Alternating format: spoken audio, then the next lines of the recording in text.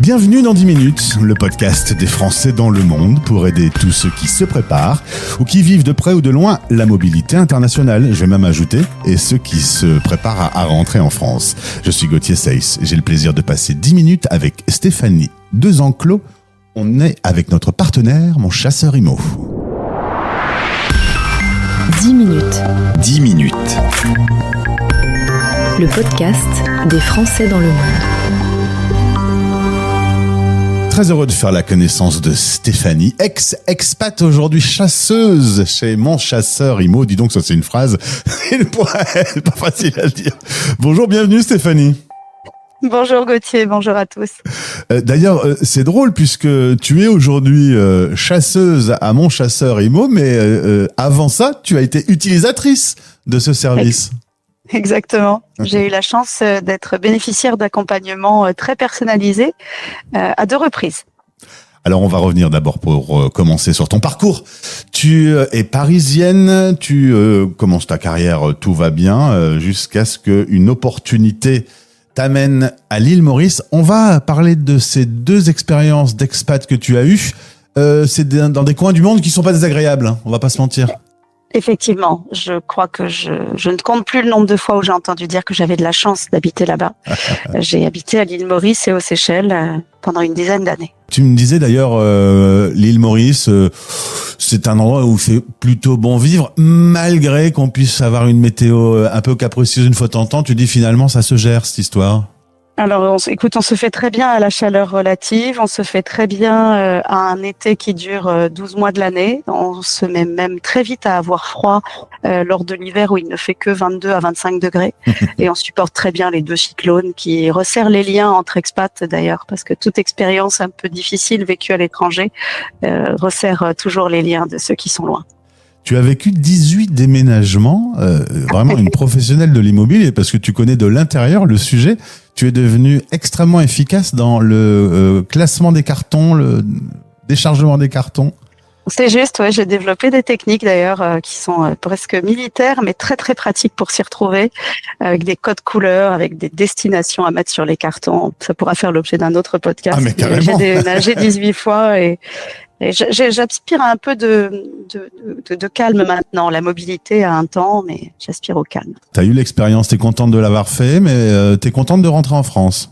Alors, j'étais pas ravie. Je pense que chaque expatrié a son sujet là-dessus, son expérience, mais j'étais pas ravie de rentrer d'île Maurice. Ça a même été très très douloureux parce que c'était pas un retour complètement choisi. Ah. Et puis faire l'île Maurice-Brest, où j'habite en Bretagne désormais, c'était un petit peu violent en termes de météo et de mode de vie.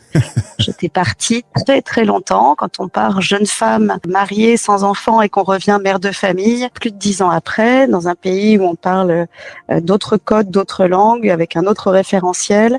Bon, la France était pour moi l'étranger. J'ai presque l'impression d'ailleurs d'avoir été expatriée en arrivant en France et non pas quand je suis arrivée à Maurice. Je pense que ça parlera à d'autres. Je crois. J'ai effectivement fait contre mauvaise fortune bon cœur en arrivant en France, mais l'accompagnement dont j'ai bénéficié m'a été extrêmement bénéfique. Et savoir que j'arrivais chez moi dans une maison qu'on achetait pour installer les enfants, pour s'installer nous, pour se reconstruire a été vraiment très très important. On le rappelle souvent sur l'antenne de la radio des Français dans le monde, revenir en France, c'est une expatriation qui se prépare aussi sur différents plans. Mais ensemble, aujourd'hui, on va parler évidemment sur le domaine de l'immobilier.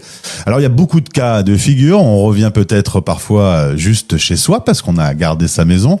Ou alors, un peu comme dans ton cas, on rentre dans une région que l'on ne connaît pas. Et là, on peut rentrer dans un mécanisme un peu plus compliqué. Effectivement, c'est très très déstabilisant. On ne connaît pas du tout la région, on ne connaît évidemment encore moins les secteurs, les quartiers. On ne sait pas exactement où va travailler le second conjoint, celui qui suit la mobilité. On a besoin de connaître absolument tout autour et à distance, c'est impossible. En immobilier, la distance, c'est jamais un ami, c'est jamais un allié. Donc on a besoin de s'appuyer sur quelqu'un ou sur un réseau. Et ce quelqu'un peut précisément être un chasseur parce que c'est un expert du secteur. Il sait où sont les écoles, combien de temps on met le matin pour rouler de tel endroit à tel endroit. Il va savoir précisément ce à quoi on est sensible et ce que l'on refuse.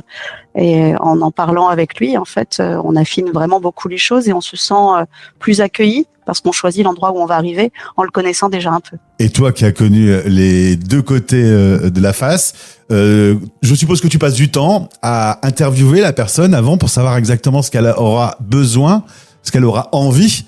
Tout ça va déterminer la suite. Oui, tu as raison. La définition du cahier des charges, c'est essentiel, c'est crucial, c'est la base de mon métier. Beaucoup d'écoute, évidemment, beaucoup de questions. Je leur dis souvent à mes clients, je vais être très curieuse, je vais vous poser plein de questions. C'est ça, Chaque fois que vous allez me dire quelque chose, je vais vous demander pourquoi. Pourquoi vous voulez 4 chambres? Pourquoi? Est-ce que c'est pour recevoir? Est-ce que c'est pour travailler? Est-ce que c'est pour regarder la télé? Pourquoi vous voulez un jardin? Pourquoi vous voulez qu'il soit clos? Pourquoi? Etc. Je vais effectivement passer de nombreuses minutes, voire heures, au moins 1 heure la première fois, et ça peut ensuite se reproduire en visio, plusieurs moments où je vais leur poser des questions pour connaître précisément leurs besoins, l'écosystème en fait qu'ils attendent à l'arrivée. Tu me disais en préparant cette interview que pour le vendeur, avoir un client qui est un Français qui va revenir d'une expatriation, c'est un client un peu exotique. Exactement. Et le terme exotique, ça marche aussi quand on rentre de Finlande, je pense. Exotique, c'est tout ce qui fait peur. Et le vendeur, il se demande pourquoi c'est une tierce personne qui vient visiter ou pourquoi c'est une personne qu'il contacte par Internet et qui ne viendra pas voir la maison en personne qu'il appelle. Il se demande si le financement est solide, si le dossier est fiable, si le retour se fera bien. Bref, il va vite avoir tendance, je le constate, à privilégier en première intention un acquéreur local, un acquéreur qui est rassurant pour lui en fait. Alors il faut savoir que quand même tu as un rôle de chef d'orchestre parce qu'il faut coordonner des métiers différents. Il y a la banque, il y a le notaire, il y a l'agence, il y a en effet tous les paramètres à intégrer. Voilà, faut vraiment jouer avec beaucoup de données différentes. Oui, exactement. Tu le disais tout à l'heure, ça se prépare un retour ou une installation ou un déménagement.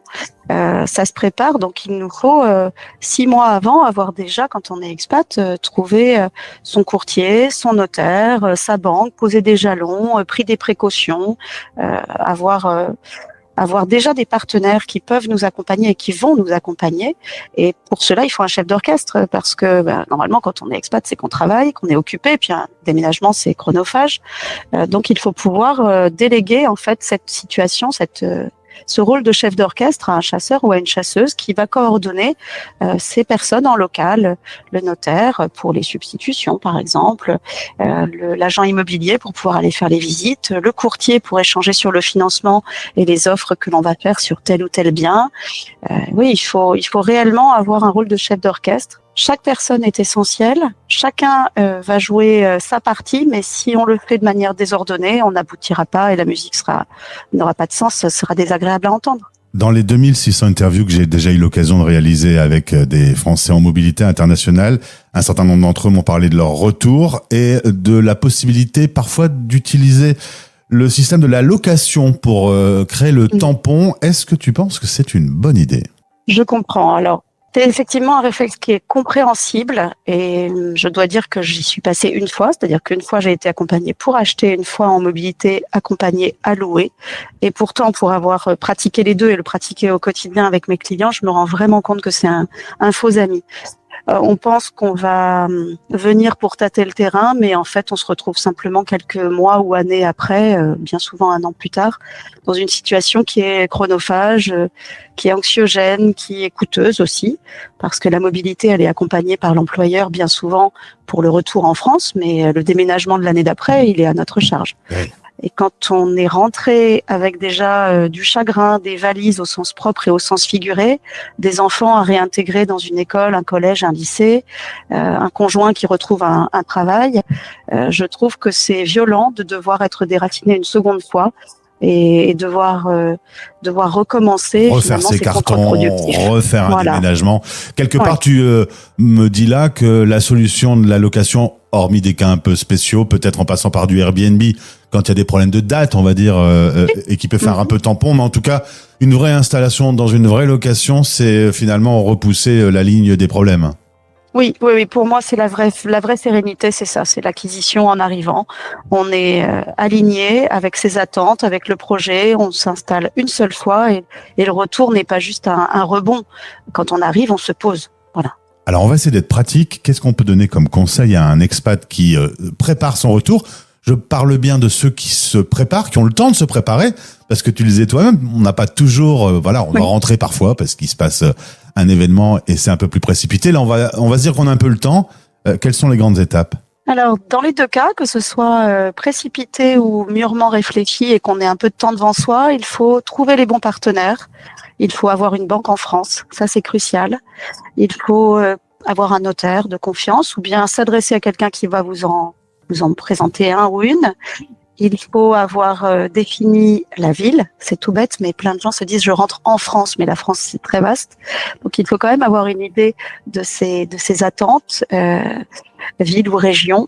Et puis il faut tâter le terrain en appelant un partenaire local. Alors évidemment, un chasseur, une chasseuse, je trouve que c'est l'idéal parce que j'en bénéficie et j'en fais bénéficier au quotidien. Un chasseur qui va justement permettre d'être dans ce trio gagnant. Il nous faudra un courtier, un notaire habitué à des dossiers d'expat, un agent immobilier et tout ça va permettre de se poser en toute sérénité en France. Donc l'anticipation, c'est vraiment de s'être bien entouré. C'est ça, alors avoir les bons contacts, quitte à perdre un peu de temps à s'entourer de personnes avec qui le feeling sera bon pour qu'ensuite ça soit fluide. Essentiel. Est-ce que tu imagines, toi Gauthier, confier ce que tu as de plus précieux, ce que tu as de plus intime, à savoir le lieu où tu vas vivre, dormir, scolariser tes enfants, recevoir tes amis et ta famille, à quelqu'un avec qui le courant ne passerait pas. Bien sûr. D'ailleurs, je fais des visios aussi pour ça, parce que mes clients me choisissent, mais je les choisis également pour pouvoir bien les comprendre. Il faut que on se soit apprécié, qu'on ait des liens qui ne soient pas encore des liens amicaux, mais presque. Un lien de confiance très fort. Un lien de confiance, parce qu'évidemment, quand on cherche sur Internet, quand on questionne autour, on a toutes les réponses qui peuvent s'entrechoquer. C'est difficile un peu de faire le tri dans ces informations. Une personne de confiance va pouvoir apaiser un peu. Oui. Bien souvent, on me dit, j'ai demandé à ma mère de bien vouloir aller visiter, ou j'ai demandé au cousin de mon mari de me dire à quel endroit il fallait que j'habite. Mais ce sont des gens à qui vous ne pouvez pas expliquer précisément ce que vous attendez, ce que vous voulez. Il y a un prisme particulier, celui de la famille, celui de la proximité. On confie pas des choses aussi intimes à quelqu'un qui finalement va dupliquer ses attentes pour pouvoir trouver un endroit où lui, il aurait envie de vivre. Moi, je suis un caméléon. Un jour, je vais chercher une maison pour une famille complètement perdue au milieu de la nature. Le lendemain, je vais aller chercher un appartement au dernier étage pour qu'il y ait une vue dégagée dans une grande ville. Je ne vais pas à chaque fois aller chercher ma maison idéale pour que des gens que j'accompagne habitent chez moi. Si je comprends bien, pour un retour en France réussi sur le domaine de l'immobilier, il faut trouver la bonne personne, avoir un projet bien clair. Et ensuite, voilà, ça avance. Se laisser porter. Après, la charge mentale, elle change de camp. On a autre chose à gérer, on a autre chose à faire. Quand on est expat, quand on rentre, il y a 1000 choses qui nous passent par la tête. Il faut pouvoir déléguer un certain nombre de choses. Donc, oui, gagner en sérénité et oublier la charge mentale. Eh bien, Stéphanie, merci pour ces conseils. On est dans le cadre d'un dossier sur le retour immobilier en France. Je vous invite à écouter ces podcasts. D'ailleurs, si mes informations sont bonnes, toi-même, tu t'y es mis à écouter ces podcasts. C'est toi qui as vécu l'expatriation. C'est quoi? C'est de nouveaux voyages immobiles, l'écoute de ces podcasts? C'est complètement ça. Je resterai toujours expatriée. Je pense que j'ai été vraiment marquée profondément par mes 10 ans à l'extérieur de la France. Et j'ai pris beaucoup de plaisir à découvrir tes dossiers, notamment moi qui suis devenue maman à l'étranger, notamment ton dossier sur la maternité que j'étais en train d'écouter tout à l'heure, que je trouve extrêmement pertinent. Eh ben, merci beaucoup. En tout cas, je passerai le relais aux équipes. Belle journée et bravo pour ton travail. Pour en savoir plus, le lien Mon Chasseur Immo est disponible dans le descriptif de ce podcast. À bientôt. À bientôt. Merci Gauthier de m'avoir reçu. Fin d'expatriation. Retour à la maison, un dossier spécial proposé par françaisdanslemonde.fr, parrainé par monchasseurimo.com, premier réseau national de la chasse immobilière au service des expatriés.